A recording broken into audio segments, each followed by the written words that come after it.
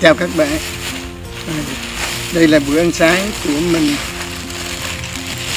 trong rừng cắm trại, và kể cả đi trên đường cũng ăn sáng vậy thôi.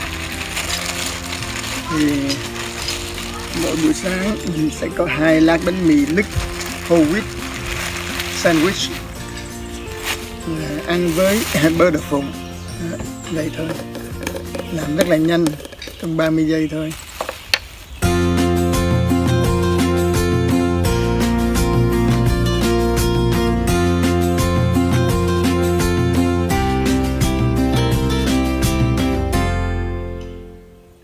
Rất là đơn giản và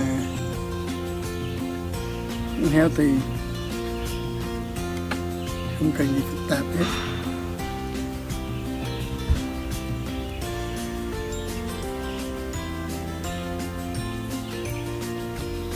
Còn cà phê thì sáng hôm nay không có cà phê, do cái park này nó ở gần Thunder Bay đang có cháy rừng, cho nên là người ta đặt nó vào mức báo động cao nhất, giới hạn chế cao nhất, không được đốt lửa trại, không được dùng lửa, cho nên là mình không có nước sôi để mà pha cà phê buổi sáng, thì hôm nay uống nước lạnh thôi, cũng ok, không có vấn đề gì hết. Rồi, vậy là xong bữa ăn sáng ha.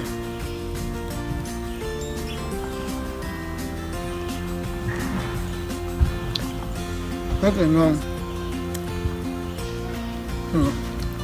Uống ăn sáng với nước lạnh thôi, không có cà phê, cũng ok, không sao hết.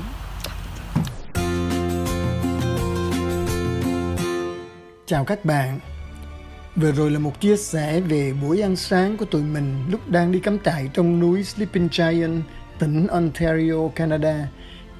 Bây giờ đang là buổi sáng cuối cùng trong khu cắm trại công viên tỉnh bang Sleeping Giant. Chút nữa mình sẽ nhổ trại lên đường đi tiếp. Như các bạn đã biết, hôm qua tụi mình vừa leo lên vách đá dựng cao nhất tỉnh Ontario là The Gorge Lookout, điểm cuối của đường mòn Top of the Giant Trail.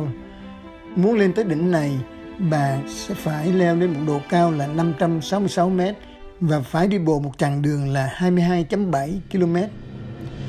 Để có một khái niệm về độ cao này, mình xin liệt kê ra một vài con số để các bạn dễ so sánh.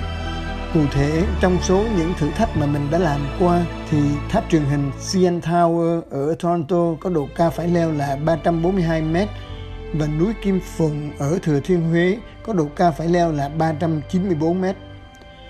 Vậy có nghĩa là đỉnh Top of the Giant có độ cao phải trèo cao gấp rưỡi lần núi Kim Phụng và gấp 1,7 lần CN Tower. Đó là chưa tính về độ khó, vì leo CN Tower thì đi bằng cầu thang bộ dễ hơn nhiều so với leo núi. Hôm nay mình muốn chia sẻ cùng các bạn về chặng đường đi xuống núi. Ai có đi hiking lên đỉnh núi mới biết được lúc xuống núi nó khó khăn, thê thảm và chán chường đến mức nào. Núi càng cao thì lúc leo xuống càng ỏi dữ. Tuy nhiên, trong cái ỏi và chán cũng có cái vui, vì mình vừa lập được một thành tích. Và hơn nữa, trên đường đi xuống, tụi mình có thời gian tìm hiểu thêm nhiều điều thú vị về đường mòn và khu vực này thông qua các thông tin ghi trên những cột mốc và những biển báo bên đường. Rời đỉnh núi và bắt đầu leo xuống lúc 4 giờ 5 phút chiều và leo xuống tới Tea Harbor Lookout cách đỉnh 900 m lúc 5 giờ chiều, tức là ròm rèm gần 1 tiếng đồng hồ. Có lẽ lúc này mọi chuyện đều bị chậm lại vì đã bắt đầu thấm mệt. Đường đi mặc dù tương đối có bóng cây, nhưng mặt trời vẫn còn khá nóng. Đi đến điểm Tea Harbor Lookout, dừng chân đọc kỹ các nội dung trên cột mốc thì mình mới hiểu tại sao điểm này gọi là Tea Harbor Lookout. Là vì đứng tại điểm này nhìn ra hồ thì bạn sẽ thấy Tea Harbor, nghĩa là bến cảng hình chữ T. Chữ T ở đây là do mũi đất nhô ra, nhìn từ trên cao xuống có hình dáng giống chữ T. Cũng chính vì hình thể này mà nó tạo ra một bình phong chắn gió rất tốt để biến nơi đây thành một bến cảng lý tưởng cho tàu vào ẩn nấp. Nhìn ra xa có 3 dải đất là 3 hòn đảo. Hòn đảo bên trái cùng dài nhất là đảo Sangoina, kế đến là đảo Marvin và rồi đến bên phải cùng là đảo Trowbridge, nghĩa là đảo cầu tàu. Trên đảo cầu tàu này có một ngọn hải đăng mà nếu rõ mắt và chú ý nhìn kỹ, hoặc là nếu nhìn qua ống nhòm thì bạn có thể thấy được. Nếu không có ống nhòm hoặc là mắt không rõ lắm thì có một cách thứ hai là hãy chụp hình bằng cell phone, sau đó zoom lớn lên thì mình cũng có thể nhìn thấy được ngọn hải đăng này. Xa hơn nữa, tít tận chân trời, bạn có thể nhìn thấy một dải đất mờ mờ. Đó chính là công viên quốc gia Isle Royale, và đây chính là công viên quốc gia ít được khách đến thăm nhất của Hoa Kỳ. Từ điểm lúc cao này, tiếp tục trèo xuống núi, đoạn đường trở nên khó khăn vì độ dốc lớn hơn và có nhiều rễ cây đâm lên chằng chịt. Tụi mình cảm thấy đau nhức nhiều ở những đầu ngón chân và gân đầu gối. Đi lên thì mệt vì phải trèo lên, mà đi xuống thì cũng không dễ dàng gì vì bị đau nhức dữ dội ở gân và cơ bắp chân. Đến gần 6 giờ chiều mới đến được điểm Top of the Stairs, tức là còn phải đi thêm 9 km nữa mới về tới chỗ đậu xe. Bây giờ là lúc bắt đầu đi vào đoạn đường khó nhất, nghĩa là trèo xuống các bậc cấp làm bằng cây rất là cao mà hồi sáng đã khó nhọc khủng khiếp để trèo lên, thì bây giờ trèo xuống cũng khổ sở không kém. Đọc trên cột mốc mới biết những thân cây lớn được kê làm bậc thang cho mình leo lên sáng nay. Lúc đầu mình nghĩ ai mà làm những bậc thang này dở quá vì nó quá cao khiến người trèo lên rất khó khăn. Bây giờ mới biết đó là do công sức của những nhân viên lâm nghiệp trẻ tuổi tỉnh Ontario đã đóng góp để làm vào mùa xuân năm 2002. Có nghĩa là trước đó lúc chưa có những bậc thang này thì đường đi còn khó khăn hơn nhiều.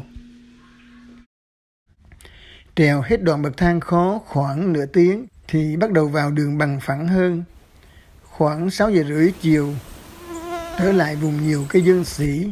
Lúc này nắng chiều nghiêng nghiêng chiếu xuyên qua cành lá rất đẹp. Tuy mệt nhưng mà vẫn cứ tưởng chừng như đang đi trong một thế giới thần tiên. Các bạn thấy đoạn đường này nắng chiều rất là đẹp, mà đặc biệt là nó toàn là cây dương sỉ mọc hai xung quanh. Tiếp tục trèo xuống thêm khoảng 1 tiếng đồng hồ nữa cho đến 7 giờ chiều thì tụi mình mới đến chân núi, tức là chỗ để xe đạp cho những người đạp xe đến để leo núi sáng nay. Ở đây buổi sáng có tới mấy chục chiếc xe đạp thì giờ này chỉ còn 2 chiếc.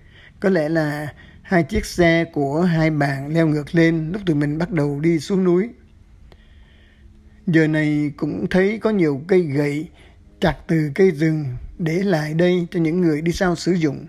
Bịch nước 1,5 lít của mình treo trên cây sáng nay cũng còn đó, nhưng bây giờ mở ra uống thì rất là khó uống vì mùi clo nặng quá, đành phải dùng để rửa mặt và rửa 2 bàn chân cho đỡ đau nhức.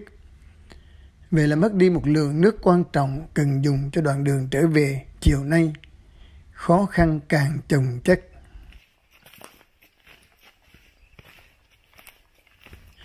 Bảy giờ rưỡi chiều, lúc này thì còn khoảng 7 km để trở về chỗ để xe. Đường không quá khó, nhưng đã thấm mệt lắm rồi. Cứ đi hoài đi mãi, vẫn không thấy tới. 7 giờ 40, 2 người cuối cùng đã xuống núi và lấy xe đạp về. Họ vừa đi qua mặt tụi mình đó. Và bây giờ tụi mình là 2 người cuối cùng trong chuyến leo núi Top of the Giant ngày hôm nay. Chào các bạn. Ok, giờ là còn 2 người cuối cùng từ trên núi xuống. Từ đây thì dự tính phải đi thêm ít nhất là 1 tiếng rưỡi nữa mới về được đến chỗ đậu xe. Cảm giác bây giờ là ê ẩm toàn thân, nhất là đôi chân. Nhưng mà bắt buộc phải bước tới thôi. Phải tiếp tục đi thôi, đằng nào cũng phải về đến đích hôm nay.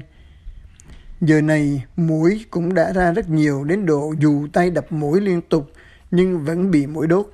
Nghĩa là đập không kịp muỗi. Tuy nhiên đường đi thì vẫn rất thú vị. Thỉnh thoảng gặp thú rừng chạy ra giữa đường. Còn chim chiều thì bắt đầu kêu chắc là rủ nhau đi ăn đêm.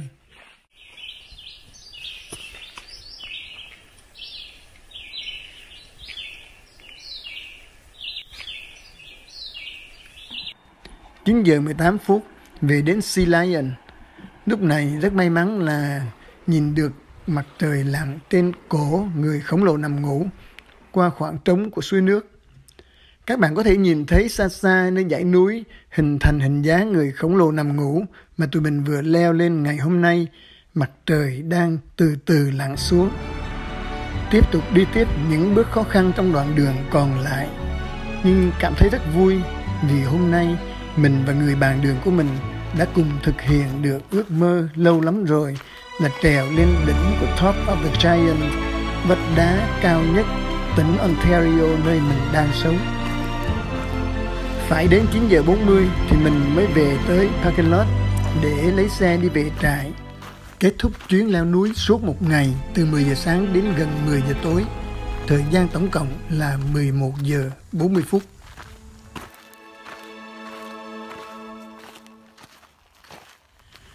Đêm thứ hai cắm trại ở Sleeping Giant, tụi mình đã có một bữa ăn tối rất ngon ở trong xe lúc 11 giờ đêm vì muỗi quá nhiều và không được phép đốt lửa trại.